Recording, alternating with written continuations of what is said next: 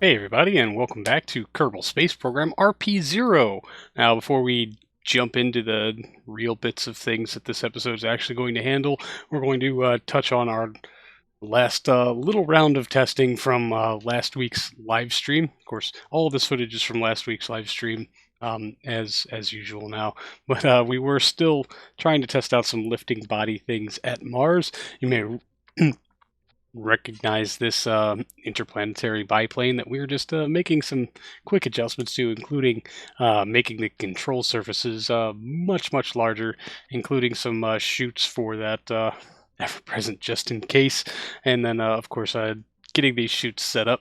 I still would like to make something like this work, although it's not going very well. And over the past week, I have been pioneering other designs, more traditional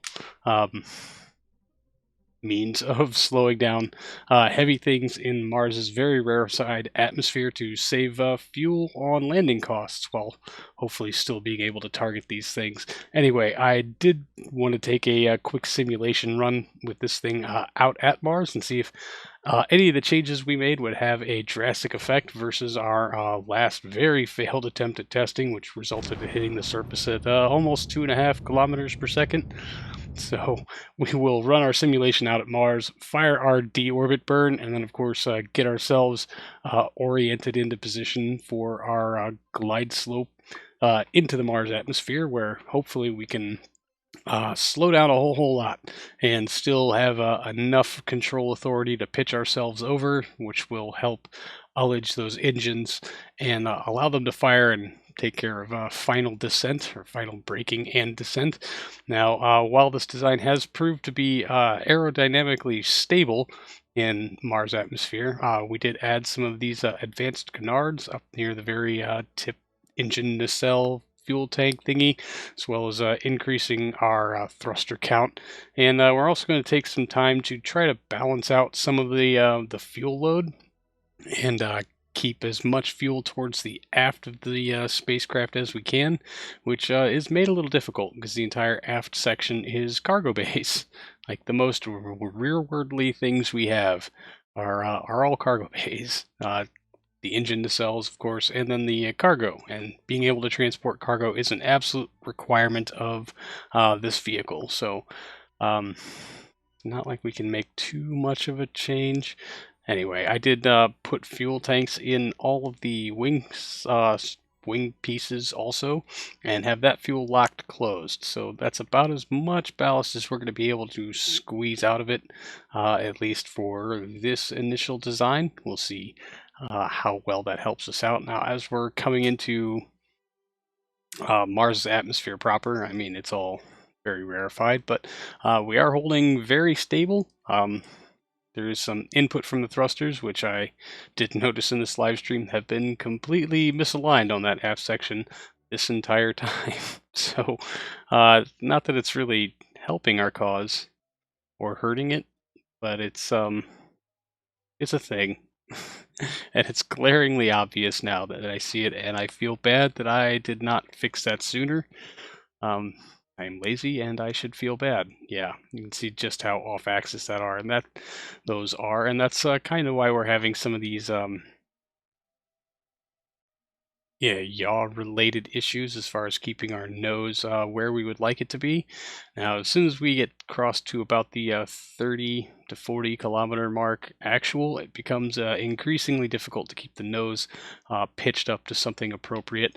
I would have liked to have maintained about 35 degrees as a minimum for most of this descent, but angling the nose in and helping those wings generate as much lift as they can is well, what we were trying to see if it was possible. So with basically the stick jammed all the way back, we can maintain about 10 degrees, which is far less than what I would like it to be. But if you do pay attention to that vertical speed indicator at our rate of descent, it is falling quite drastically.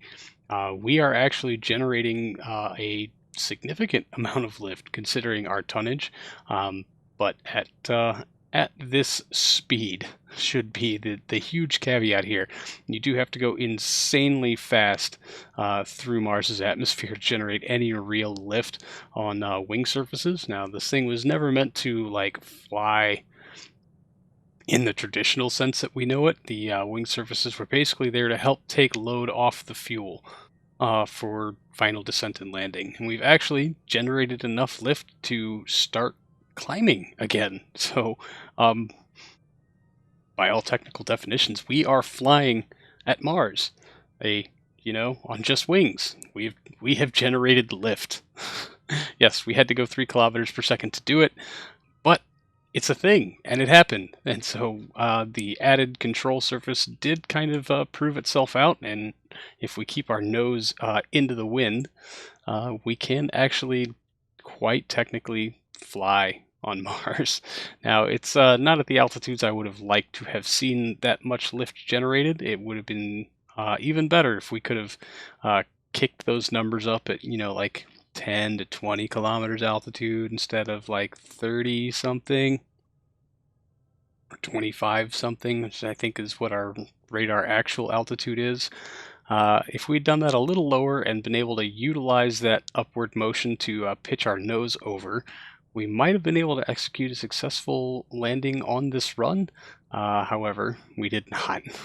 Deployment of the brakes results in unusual instability, but our attempts now at pitching our nose up and over so that we could fire those engines for that final bit of descent just isn't really becoming a thing.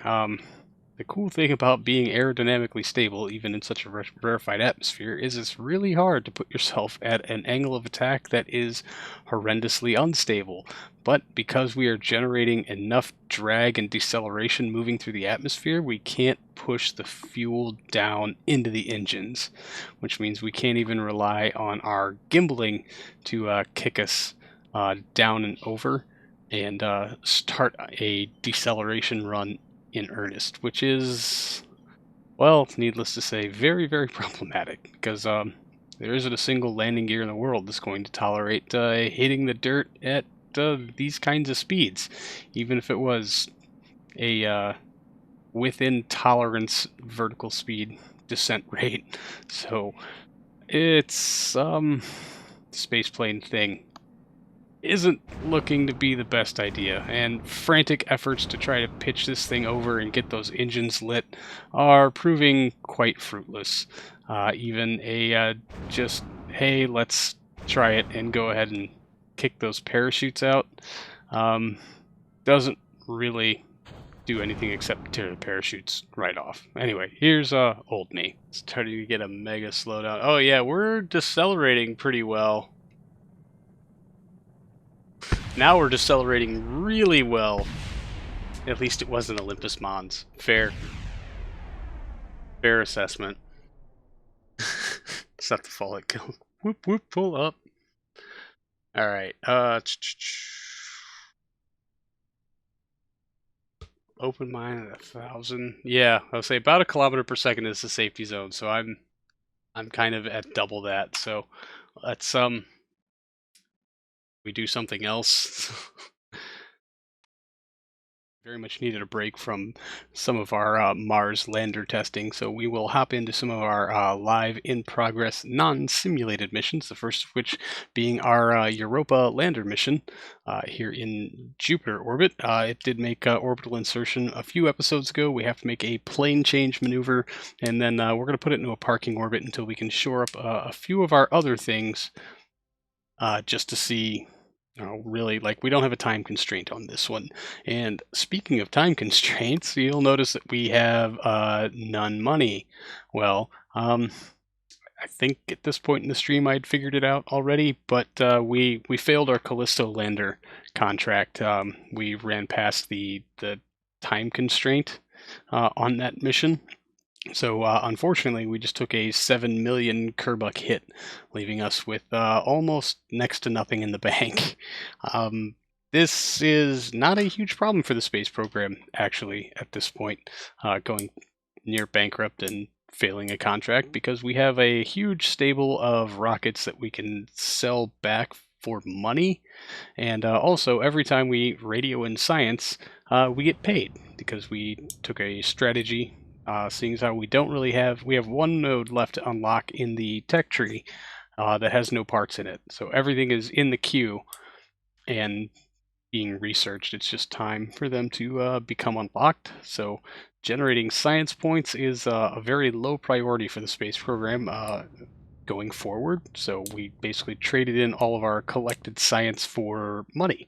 So being flat broke does limit our ability to test our next round of things for Mars quite a lot. We're probably going to have to revert to some milk runny kind of missions. The 3 Kerbal to low Earth orbit contract is very profitable, especially when we use any number of our shuttles from our fleet to complete some of those. And I think we have a Mark 6 built and ready to fly. We always keep one of those on hand just in case of an emergency. We can have it rolled out in less than a week and deployed to almost any orbit around Earth relatively quickly. So we will deal with our impending financial crisis later.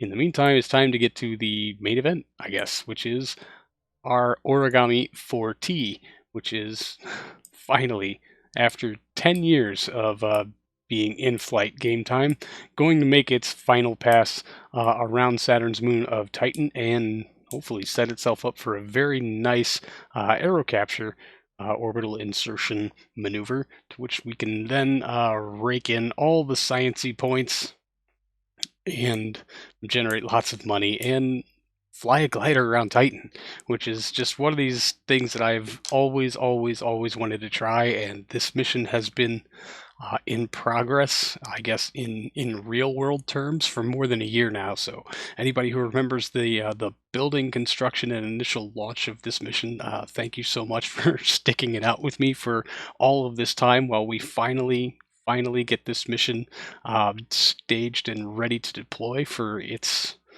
I don't know, cinematic climax or something like that. So we will just make a very small 9 point something meter per second correction to line ourselves up for our aero capture maneuver, and then plot a dummy node there to see exactly how much we need to burn off to make this a thing. So it's a little more than a kilometer per second to insert. So currently our periapsis is a little bit low for Titan, coming in. Well, we would like to come in at about 350 some odd kilometers altitude. That was what we made our last pass at, and we were able to aero brake alone for a bit less than a kilometer per second of total delta V. So we'll enjoy some of the very beautiful scenery as we move ourselves around Saturn and get ready for our hopefully last approach into Titan's SOI before becoming kind of a permanent resident there. Now there is a bunch more logistics around this mission that will need to be handled before we can get into the actual deployment of the Origami glider, but I'll let you know now. That's all going to be in a future episode. Right now, our sole purpose is to just make sure that we can finally put this thing into an orbit, a stable one, and maintain comms with Earth, which is our kind of our next test point after if we can successfully complete this maneuver. Now that we're going to be coming in on the dark side of Titan, so it will not be a sparkling light show that I had hoped, which also means that deployment of the glider might have to wait until such time when Titan has moved around enough to where the current dark side of Titan becomes the light side of Titan, because I would really rather not fly this experimental glider in the dark, like we'd had to do with the Venus Origami mission, which I really wish I had planned that a little better so that we could be flying around during the day and maybe kind of see what we're getting into, although the atmosphere there was way too thick to kind of make sightseeing be a thing. At Titan, I suspect it's going to be much the same, but the daylight would still be very much appreciated. and that beautiful glow through Titan's atmosphere as we move around to the nighttime side. That's a sight I honestly missed. It's been well over, I think it's been 2 years, like real human years, since we landed our first lander on Titan, and I got to enjoy that view for the very first time. That was one of the Kerbiversary streams, I think. Maybe not. Anyway, we have hit Titan's atmosphere proper. Our initial periapsis was 300 kilometers. I kind of chickened out and raised that to 350, thinking that was exactly what we needed. We have locked all the fuel in the fuel tanks, telling RCS to do absolutely nothing about this vomit comet style spinning, lurching, and retching motion that we are currently undergoing. We'll just let the control surfaces try to fight against it. Basically, the more we spin and tumble, the more drag we create, the more effective our aero braking will be. So we're just gonna, let it happen. Let this spinning persist for as long as we need to, and as we are coming down to meet our periapsis, we have bled off like 1/5 of our speed necessary. So in some kind of desperate attempt to increase our drag ratio, we will open up the comms dish to its deployed position and see if maybe that doesn't get us a better drag effect. It actually only serves the purpose of keeping the origami glider faced either exactly into the wind or exactly away from the wind for more time. And those wing surfaces do a far better job of impacting the atmosphere and creating more drag than the comms dish does. So at some point here, we will actually retract that comms dish again, fold it back in so that when we have the top or bottom of the glider into the wind, we are creating much more drag, because then you have the added effect of the dish and all the wing surfaces kind of working together to help slow us down. And as we start to climb back up, we will just barely pass the halfway mark on our total delta V needed to hit our target orbital insertion altitude. Although all truth be told, at this point, it's kind of coming together that we might not have been creating enough drag this entire time through. At some point, well, way before this, it did occur to me that I also did not queue up any science radio ins, despite our broke-ass nature and the desperate need to generate money. We're not going to radio in any of this free science, so it doesn't really matter what biomes we cover, because we're not going to get any data from them, at least this pass.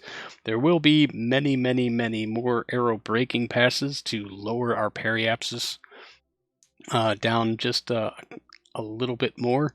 We want to put our mothership, I guess is the good term for it, in a targeted orbit so that we're within the comm range of the small antenna dishes and can bounce signal from there also to our other orbital platform from the Tartarus Kronos mission that landed here, like I said before, about 2 years ago, real people time. It's probably like 15 or 20 years of game time ago. Anyway, we want to have that that comm relay signal thing going on so that we can hopefully maintain comms with Earth at any given point. So knowing that we're going to have to turn and burn, it's kind of been established at this point. We're going to start bleeding off some of our excess fuel. This is due to the imbalance of consumption rates between the AJ10 118K main engine and the RCS thruster ports. So we'll just spin it enough to let the engine ullage, and, well, here's old me. There is capture! Woo! We are in orbit. Look at that. I mean, not quite by this screen, but we'll just write it on in. And we'll just go ahead and bring this down to something nice-ish. That looks pretty good. Shutting down. Yay!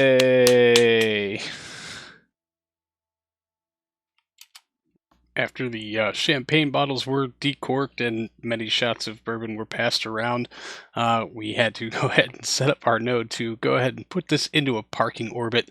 We have a few other things coming up on our Kerbal alarm clock list that may interfere with us being able to get back to this right away. Also, a science radio in that would be nicely needed. I do think we actually did cover a new biome. We were able to transmit home at least one or two other things that were unique for us, although the nice staging toggle in again and again did not yield anything necessarily new, but hey, every little bit helps. We're now up to a little bit more than 100 grand in our Kerbucks, which means we've basically doubled our available fundage. We did do a radio in from our Venus lab also earlier in the stream that didn't make the final cut. So just know that's where that money's coming from. So with our orbit adjusted and our spacecraft parked, we can all look forward to this mission going ahead as scheduled in the very near future. Back at the Space Center, we would go ahead and liquefy some of our assets by selling off some of these rockets that we have in our stable, including our only working prototype of the SSTO, the Cerberus 1A.